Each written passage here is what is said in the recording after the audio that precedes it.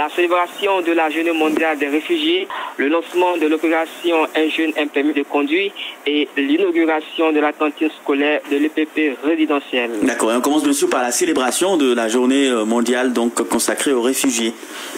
Oui, le jeudi dernier, le village de Panzarani, localité située à une vingtaine de kilomètres de la ville de Bouna, a abrité la célébration de la Journée mondiale des réfugiés.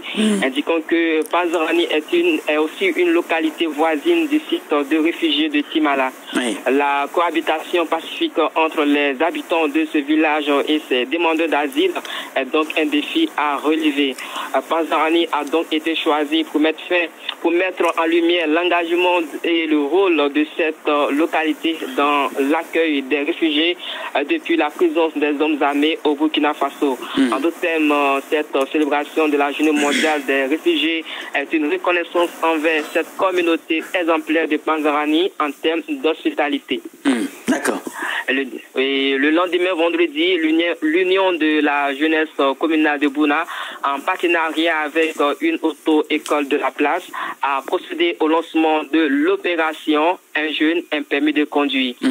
Cette opération vise à faciliter l'obtention d'un permis de conduire aux jeunes par la réduction des frais et faciliter la collaboration entre la population et les forces de défense et de sécurité. Le permis de conduire étant le premier diplôme, le président des jeunes a invité ses pairs, Kamara Ladissédou, à saisir cette opportunité promotionnelle qui s'étend du 1er juin au 31 août prochain dans tous les 4 départements de la région du Bunkani. Enfin, le samedi dernier s'est tenue la cérémonie d'inauguration de la cantine scolaire de l'EPP Bouna résidentielle. C'est une cantine ultra-moderne d'une capacité de 100 rationnaires. Elle comprend un réfectoire, une cuisine et un magasin de stockage, un don de Rotary Club Abidjan-Masna. En effet, l'EPP résidentielle a été créée en 1979 et en février 2018, une tornade a emporté la toiture de l'établissement, de même que la cantine scolaire à son temps. Et l'ex-directrice Kamara Salimata a indiqué dans ses propos que l'obtention de cette cantine va mettre,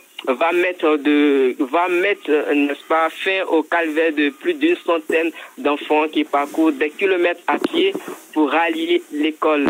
D'accord. Voilà les points qui ont marqué l'actualité ces derniers jours à Bouna. Alassane Ouattara, vous êtes notre correspondant permanent du côté de Bouna. Merci beaucoup. Même si l'orphelin de son coéquipier.